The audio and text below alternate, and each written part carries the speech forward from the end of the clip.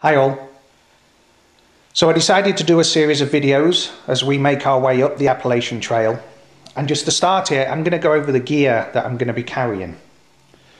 Some of the gear here is going to be shared between myself and Callum, my son, as we move up the trail, and some of it's purely for my use. What I'm going to do is just go over the gear now. I'll go over the clothes in another video, the cook set in another video, and my backpack setup in another video. First of all, sleeping gear. I've got a Marmot 15 Fahrenheit bag. We're starting in February, or that's the plan at this stage. So it's going to be fairly cold out there. So I went for the heavier 15 degree just to start out with.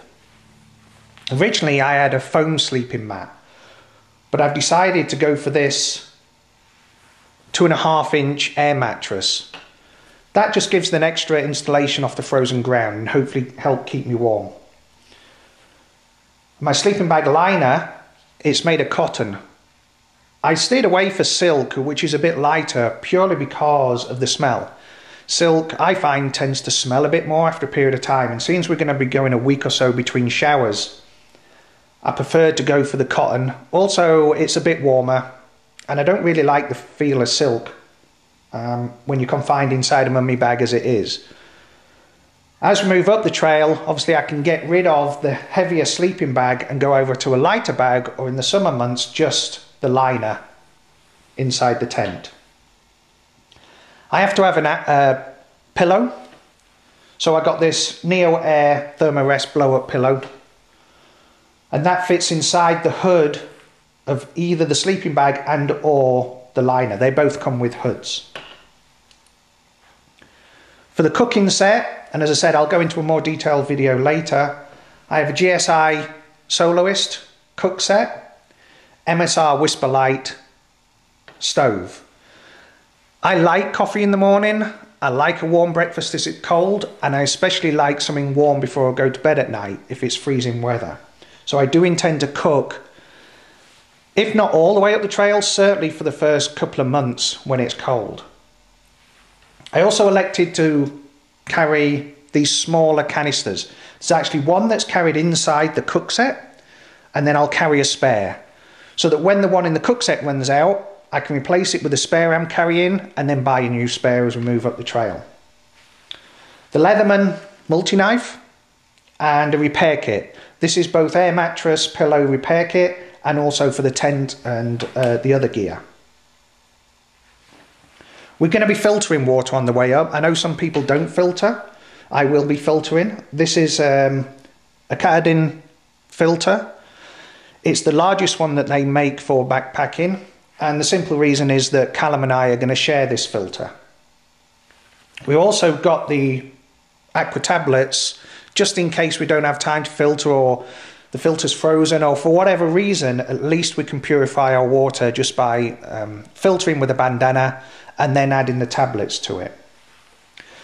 The basic first aid kit, vitamin I, ibuprofen of course, butt paste for chafing, and then just basics for smaller injuries, etc. Callum actually did his wilderness first aid course, and he's going to be responsible for making up the first aid kit. Also going to go and get some antibiotics for Lyme disease just in case, and also EpiPen. We'll be using the AWOL guide.